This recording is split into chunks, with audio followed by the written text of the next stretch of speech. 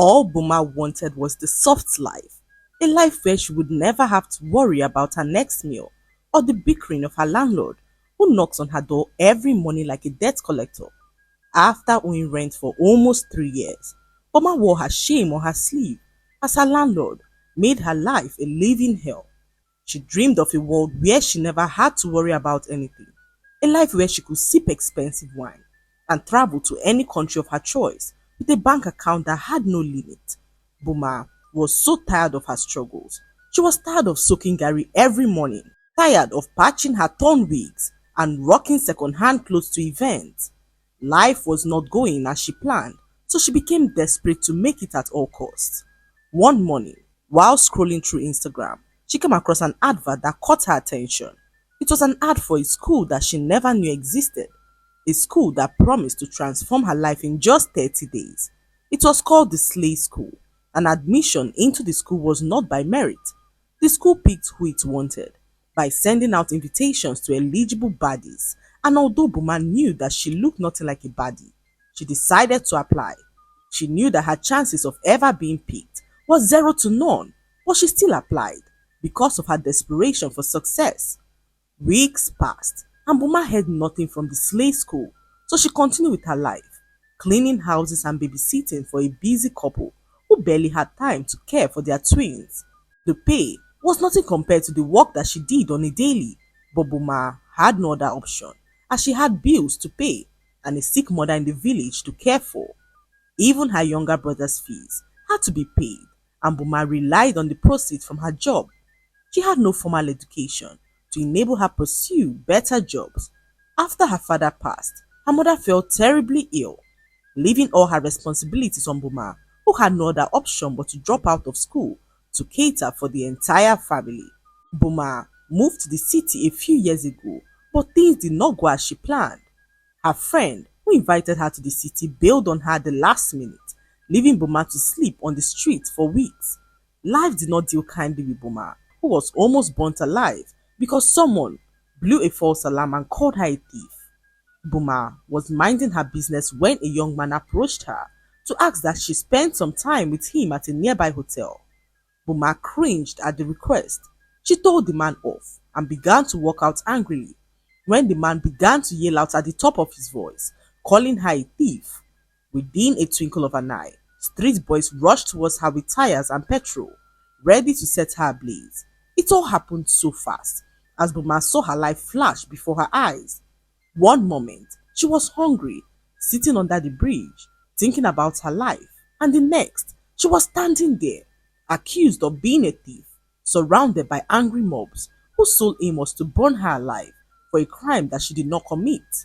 Boma tried to explain to the men that she was not a thief, but the men forced the tire around her neck as they poured petrol on her body, about to light a match. Suddenly, a police officer arrived at the scene and the entire crowd dispersed. He fired 2 warning shots in the air and everyone ran like the wind.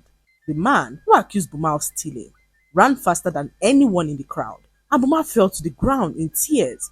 She could not believe that her life almost ended because of an evil man. She thanked the officer who helped her up and asked what had happened. Boma stuttered as she narrated the whole story to him. The man asked where she lived, and Boma pointed at the corner by the bridge, and the officer could not believe his eyes. He took her home that night, and Boma could not believe that kind people still existed. The officer, whose name was Larry, gave her food and offered her a room in his house to sleep. Boma was so delighted. She ate her food like a starving animal and headed straight to bed. The next morning, Larry introduced her to a friend of his who had a house in town for rent. He paid for her first year rent, and Boma could not contain her joy. She knelt before him and thanked him for what he did to her. Larry even went further to introduce Boma to a friend of his who was desperately in search of a cleaner. That was how Boma started cleaning houses to make money for herself. As time went on, she met the couple who entrusted her with the job of caring for their twins. Boma was so hardworking. However, her pay was not commensurate with the amount of work that she was doing. She walked like an elephant, but ate like an ant because of all the family issues that she had to settle with money. Boma was so desperate to be rich. She applied to the slave school, hoping that it worked somehow, even when she knew that she didn't fit the criteria of the type of girls who she believed that they were after. Girls with long lashes, nails, and even BBL that made necks to turn.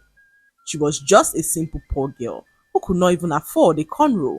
Months passed, and Boma completely forgot about the application. She was changing the twins' nappy when suddenly a message popped on her phone. She picked up her phone and opened it without expecting much, but as soon as she read the first line, her knees buckled. Congratulations, Boma, you have been selected. The message read. Out of thousands of beautiful, bold, and bougie girls who had applied to the slave school, only 20 were picked, and Boma was one of them. She read it again and again, tears flooding her eyes, as she could not believe that her dreams were finally becoming a reality. How? Why her? She didn't have long nails, she didn't have long lashes, or even a ring light, which was the basics for most baddies. Boma could not understand how she made it. However, she could not contain her excitement. She screamed with joy, holding her hand to her chest as she envisioned her future self. However, Boma had to pay 100,000 naira to accept the offer or risk losing her spot to another person. Desperate to secure her admission at the slave school, Boma pleaded for a salary advance from her bosses. Her mother called in that instant to request for some money for her medications. Boma was torn between sending some money to her sick mother or enrolling at the slave school. She paced her room, asking if what she was about doing was worth it. Then, the images of luxury crept upon her as she made up her mind in that moment to enroll in the slave school. She arrived at the school the next morning and was confronted with the huge gates. The slave school looked like one of those mansions from the movies, sleek and luxurious. Guards with dark shades checked her name on the list and opened the gate. Boma walked into a new world. Her eyes darted from left to right as she admired the aesthetics of the place. As she moved around, flabbergasted, a beautiful woman approached her with a smile. She called out her name and ushered her into an office. Boma was made to sign documents that she could not understand. Afterwards, she was escorted to meet the other girls. The slave school was unlike anything she had ever seen. They were professional stylists, social media experts, image consultants, photographers, and even yoga teachers. Each day, Boma was trained on how to walk, sit, smile, and even how to attract rich sponsors and build a brand. Everything was provided: hair, makeup, clothes, and even a new Instagram page and a phone.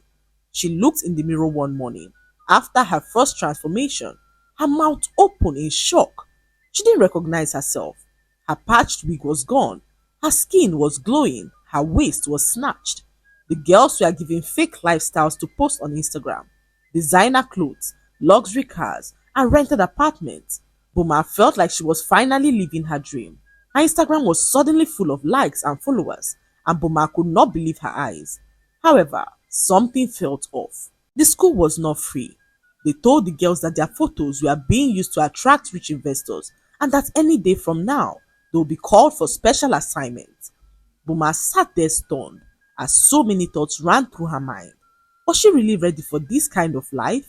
She thought to herself as one of the other girls approached her to say hi. Her name was Udori, and she seemed to be a very nice girl. They began to discuss, and soon Boma realized that she now had a friend. All the other girls were so mean to her. They believed Boma was not up to their class and treated her as such. Udori made living in the school bearable, and they did everything together. Boma even realized that Udori lived not too far from her house, and this strengthened the bond that they shared. They were discussing one evening when Udori received an envelope for her very first assignment. The excitement on her face when she opened the envelope was priceless as Boma watched her dress up and walk into the brown room, the room that all the girls looked forward to entering. The next morning, Boma woke up from her sleep terrified. She had a dream that almost made her pee in her pants. Boma found herself buried alive. She screamed out for help, but no one came to save her. She woke up, drenched in sweat, as she found an envelope on her bed. It was her own invitation, and Boma could not help but panic. It read, "Boma, you have been specially chosen for an elite investor. Wear the dress provided and proceed to the brown room by 10 p.m. Do not be late." Boma rushed to Dori's bed, but noticed that Udori had not returned. She panicked and began to ask around, but no one had seen Udori or knew where she was. In fact, Udori had not returned from her outing, and Boma could not help but panic. Her dream replayed in her mind over and over again, sending a chill down her spine. Boma sat on her bed for a few hours, deliberating on what to do. When Udori returned from her outing excited, she approached Boma and brought out huge stacks of dollar bills to show to Boma, money that Boma had never seen in her entire life. Boma opened her eyes and mouth in shock. She could not believe the amount of money that Udori made in just one night.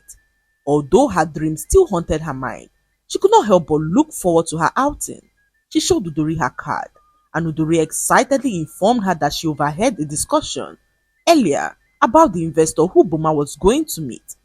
They say he's one of the richest in the entire country and that he's very good at giving gifts. Boma's ears stood on hearing this. She picked up her dress and began to get ready for the night. She stood before the mirror, dressed in a glittering gown that clung tightly to her body. Her face was beat to perfection, her eyes lined with glittering black strokes, and her lips painted a dangerous red. She didn't recognize herself, but she smiled because soon her struggles would be over. She approached the brown room and knocked as the door opened for her to walk in. Inside, she met Madame Sapphire, the owner of the slave school, who gave her a brief orientation on how to handle her client. Obey whatever he tells you to do, no questions asked, and you will smile to the bank in no time, she said to Boma, who nodded her head in agreement. Boma walked out through a different door and found herself in the parking lot of the school. A black Range Rover was already waiting for her as she walked into the car and sat like a queen. The car began to move, driving down winding streets to a part of town that she had never seen before. Boma began to feel uneasy as the road felt too quiet. There were no street lights, no houses, just thick forest stretching into the distance. After hours of driving, they arrived at a huge mansion on the outskirts of town. The huge gates opened as the car drove into the driveway. Boma could not believe her eyes. Her mouth fell open as she came down from the car, scanning the entire house. The mansion before her looked like a palace. Boma was led inside by two men in suits who didn't speak a word. There were large ancient carvings hanging on the walls, strange symbols lined on the floors, and candles that flickered along the hallway. The air smelled of blood, and Boma could not contain her terror. She wanted to turn back, but the men stopped her in her tracks. "This is not what I expected," she whispered to them as she clutched her bag tightly. "I want to go home," she continued as she pleaded with the men who stared her dead in the face and kept quiet. A few minutes later, a door creaked open and the guards escorted her to the room. What Boma saw in that moment made her knees to go weak. It was a huge shrine, and Boma could not believe her eyes. A large circle was drawn on the floor in chalk, and animal skulls lined the entire wall. In the center, however, was a black throne surrounded by candles. Boma stood there terrified as she regretted ever joining the slave school. A young man walked in through the red door, wearing a red robe and a white mask, carved like a beast. His voice was deep and chilling as he commanded her to sit. Boma's body began to move on its own. She sat, even though every bone in her body screamed for her to run.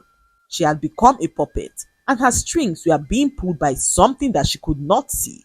Her arms moved, her legs walked, her mouth smiled, but inside she was screaming. Tears rolled down her cheeks, but she could not stop smiling. The man walked towards her, placed a red mark on her forehead, and whispered words that she could not understand. The room began to spin, and Boma's breathing became shallow. Her heart thumped like a drum, and the marksman raised up his hands and began to chant. Suddenly, a strange light enveloped the entire room, and Boma woke up hours later in a different room.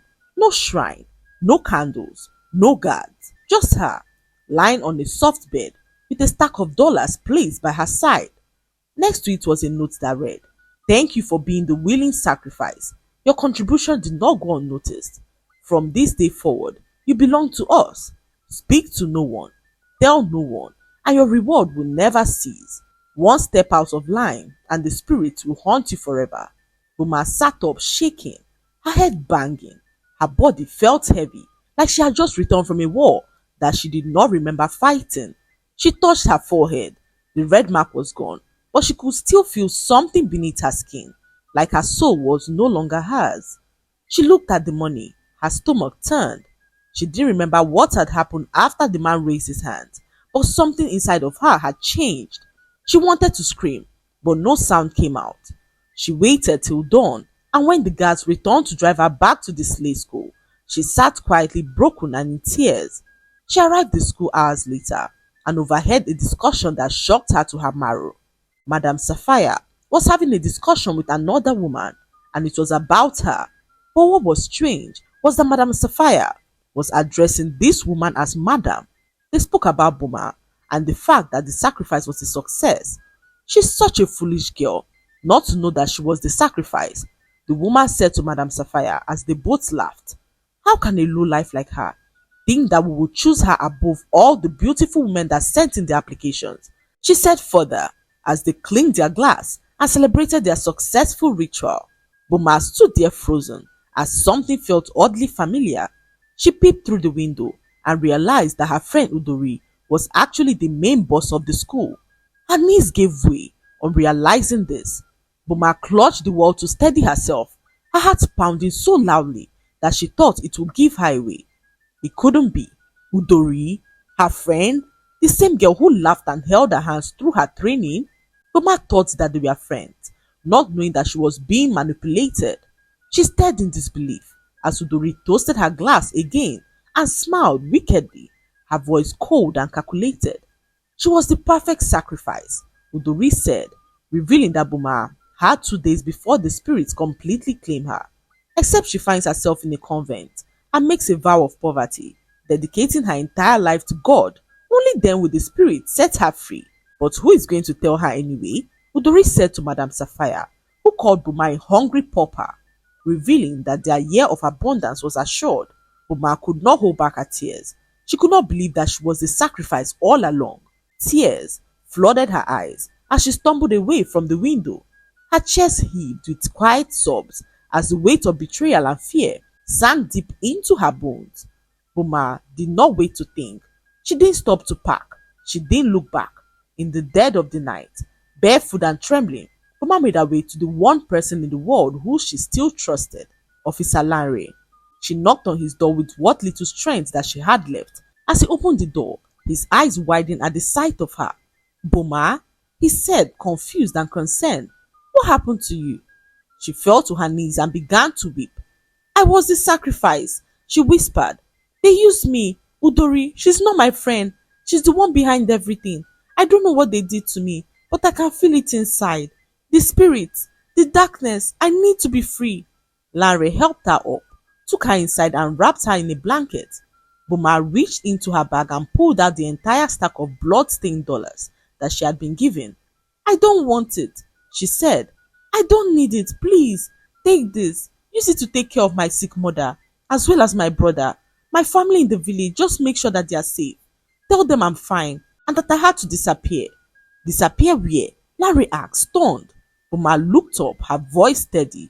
A convent. God is the only one that can save me now.